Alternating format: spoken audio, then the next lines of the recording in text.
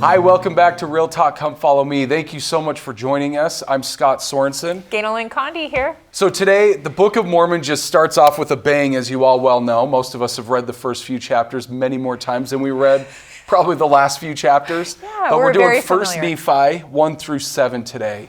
So thank you so much for joining us. We're going to jump right in if that's okay. Yeah, because it's a lot that we don't want to say there's a lot to get to because we want the Spirit to direct it. Exactly. But if we could spend 2 hours with just these 7 chapters, we probably would. So what I want to start off, actually real talk right off the beginning. There is a statement in the Book of Mormon. Most Book of Mormon scholars consider 1 Nephi chapter 1 verse 20 the thesis statement of the Book of Mormon. Did you hear that? 1:20. 1:20. Yeah, 1 Nephi chapter 1 verse 20. But before I say what I want to get into with this is simply what I have found is that humans are amazing. They can endure incredible amounts of pain if you have a purpose. The why. If your purpose, even if it's just above, you can endure an insane amount of pain. In fact, if I could just say one quick story. I was talking about this in one of my seminary classes, and I had a student raise his hand, and I was just asking, are there really strange things you do that are really painful? That you, like if you said it, it sounds crazy, but it makes sense to you. And a student raised his hand and said, I box. I'm like, you box with fists? He said, yes. I'm like, so you voluntarily let people punch you in the face? Yeah. And he said, yeah. And I'm like, well, then what's the purpose? Why will you endure that amount of pain? I love this. And he says, because I was so bullied in elementary school and I felt so powerless. And he doesn't want to feel that And way. I never want to feel that again. Wow. And he said, I don't want to fight people, but I don't want to feel like I can't. So help he myself. had a why, and you're saying 1:20. Says this Says to me. the why. Yeah, the why. So it will say, the tender mercies of the Lord are over all those whom he hath chosen, which Elder Bednar gave a great talk on, and we love to talk tender mercies. But then there's the next phrase, and it says, to make them mighty, even unto the power of deliverance. Preach. That pain makes us mighty. Like it's not something that we have to run away from. Now, we probably don't need to run to it because it will find us, but pain is useful. Suffering can bring... it can actually be really useful for us, and it makes us mighty. And if we're real about that and we look back in life, some of our most painful experiences are the ones that we look at with gratitude. You know what's so great about that thought, Scott? I love the idea of, really inviting real talk in with our viewers wherever you're at studying. And so the conversations you're having at your table with your kids or with your spouse, or you're on your own and you're studying with Scott and I every week. Yep. What is it that you've been asked to do, but you felt the mighty power of deliverance in your life? And what a great connecting conversation to have with your kids, to say, can you look back and see? I wrote a book called I Can Choose Joy with God, and joy is more than happy because of this exact thing. You can look back sometimes, and that's why the scriptures are great, right? Because we get 3 pages in, that's sometimes 200 years. Yeah. And we don't see the end of the story yet. But the scriptures give us this, turn the page. And there's the end. And we see where God was mighty to deliver. I love that, And if Scott. I can say one last thing about deliver, I did a big study on this once, and I went through every verse in the Book of Mormon that uses the words deliver, about God delivering someone. And so I went through and said, what does God mean when he says, I'm going to deliver you? And there's 3 things he means that I came up with. And Elder Callister, that was just released as the General Sunday School president, he talked about this in October General Conference, and he said the 3 of them, and he said them better than I can. And so let me tell you what he said. He said, sometimes he can remove the affliction. Right. That's the one we want, right? Take away the pain, God. Right? So that's one way. Sometimes he strengthens us to endure. Yes. And sometimes he gives us a perspective to better understand the temporary nature of the pain. I love that. We want the first one, and that's the one that happens the least in the Book of Mormon. That's the one we should least expect, is God to just remove the pain. And not to give the story away that's coming up, but we see literally where there wasn't deliverance, but the burdens were made light, right? Absolutely. Which is what you just said about Absolutely. You'll see that over and over in the Book of Mormon, where he can make it light, or he can give you a perspective where you can endure it. And it gives you purpose, purpose that's greater than the pain. And I often invite, when I'm speaking, and I think in your teaching as well, as we've been really open about mental health issues, that there are people that are fighting depression chronically. Like for my sister, it was 40 years, and you get tired, and you start to feel like there's not a purpose, and you're not being delivered. Totally. And you think God has totally ignored you. And I love the idea of saying, no, he is strengthening you. He's not removing it. I love that idea of just, especially if you're listening to this and you are dealing with anything chronic. Absolutely. Because chronic is very different than 24-hour flu bug, right? Exactly. So I love that thought. Can I say one last thing? Sorry, Ganel-Lyn. Think of the alternative.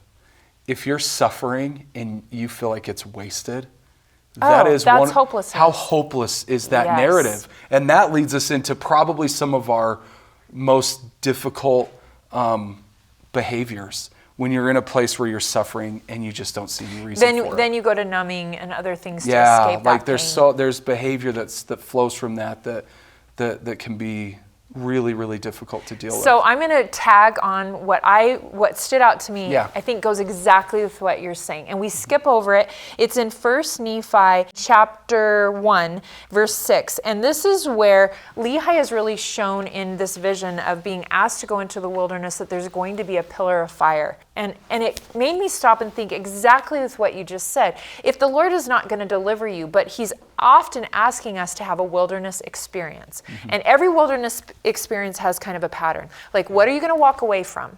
And then wilderness experiences, usually you don't know how long they're going to go. I mean, Lehi's family, 7 to 8 years, we think, before they got on the boat and then made it to the promised land. Why? Why did they have to be removed from their home, their comforts, their Xbox, their whatever, right? And then go live in a tent, and we already know that some dysfunction is going to come there. And so I guess my question is, what wilderness experiences have your family gone through? Our family went through an unemployment wilderness experience. The first time we went through it, we were like, okay, I guess everyone kind of needs to have an employment story, right? Now we have our story. Yeah, now we have our story. And we had like food storage, we had savings. We literally sold everything we owned. The second time we went through it, I was like, did we not learn? Why are we doing this again? We've done this. Been there, done that. No more nothing to sell. Wilderness. No food storage, no savings, and it was a very different wilderness experience. We were taught different things. The Lord's wilderness experiences are uniquely catered for us. For the Jaredites, it was on a boat. For Lehi's family, it was going to literally be in the wilderness for a period of time. So that really stood out to me. What else stood out to you? Well, I was going to say, going along with that too, you can't recognize a pillar of light is not useful in the light. It's not as useful. I think it's okay. Guys, this is real talk. I think it's okay that there's darkness, because how else do you know? Like, it's Adam and Eve in the garden. Going back to that, like, you have to partake of the fruits so you can have some frame of reference. There's just simply no growth without contrast. But how many times, Scott, do you go to church and you're like, wait a minute. I did everything. We had family home evening. We fasted. We prayed. We went to the temple. Negotiating with God. Therefore, you need to. So what's all this dark about? And we watched the first vision story play out, and we know that Joseph wrestled with the dark. And we're like, How fast do we skip that? I know. We're like, we don't even read it now. It's just a dot. Yeah, exactly. And so I love the idea that you don't need a pillar of light if you're already in the light. You need it when you're in the dark. It's really hard to see. Like, when life is going well, and the Book of Mormon is going to have this pride cycle, they struggle when everything's going well. Because they don't see the hand of God, and then we start self-idolizing. And you know what? I think one of the things that you shared with me is that really, I think it's that idea of, if we're failing and then we're not feeling like we're doing what God wants us to do, where do we go there? What are your thoughts on that? Because I think these chapters, especially 2 through 4, talk a little bit about that. Keeping the commandments, the checklist stuff, but it doesn't always work out. Exactly. So this is terrible. This is terrible efficiency. If you think, this is where I look at this and I say, God clearly isn't worried about the type of efficiency that I am. Because he would have given them a camp list like Scout Camp, where it's like, get Ishmael's family, get the scriptures, like, learn how to build a boat. You know, like, they would have done all that before they left. So they leave, they come back. They leave, they come back. And even when they go back, they're not very successful. They're like trial and error. And so God gives hard commandments because they're hard. Like, he gives hard. They're meant to be hard. They're meant to be failed into. For example, come follow me. I believe I'm comfortable saying it's a commandment from a prophet. And I think God knows that. He has given us space for that in our wilderness. And we have a prophet who's saying, and adapt it to your family. Exactly. And so what did Lehi's family need? The going back and getting the plates was a very different story than going back and getting Ishmael's daughters. Different circumstances. Teenage boys like, wait, we're getting girls? Let's just be honest. All right, maybe I'll just walk this one. Okay. Laban and Lemuel. Yeah, but I love the story of Nephi, like you just said. It was hard, and Laban and Lemuel are stressing out, and they're like, we're failing. We gave them all of our Xbox, our iPhones, our gold, our silver, or whatever, and we didn't get the plates.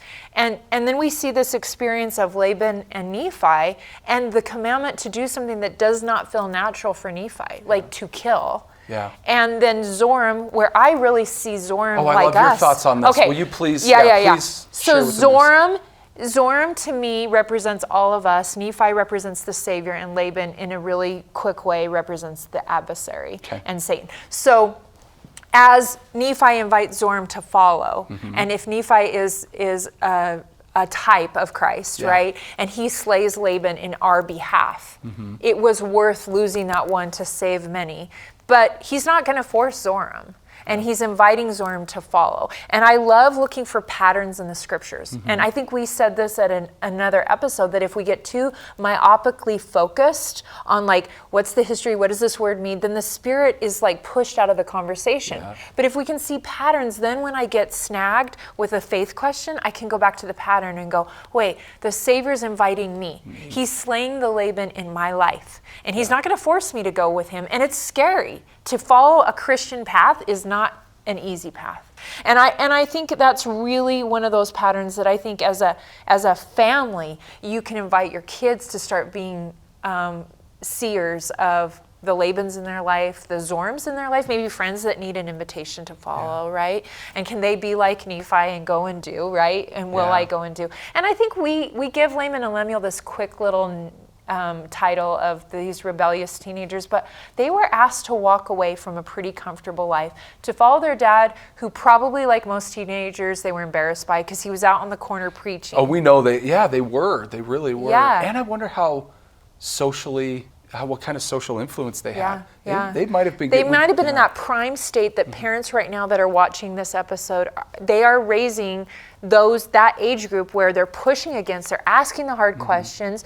Invite them to say that questions are great. Like Nephi, we're going to talk later in other episodes, where he asked the questions. He didn't just say, oh, Dad said it, I'm going to do it. Laban and Lemuel just said, I don't want to wrestle with it. And so it didn't matter how many angels they saw. I love that little pattern of the Zorms, the Labans, and the Nephis around us. That's fantastic. Any other thoughts you have? One last thing I would just say when it comes to hard commandments, I believe it's in 1 Nephi 3:5, is it goes back and Nephi gets one thing that Laman and Lemuel don't, is that commandments don't come from Lehi. Commandments come from God. And we can be mad at the prophet all we want. Yeah, and that really filters into the home.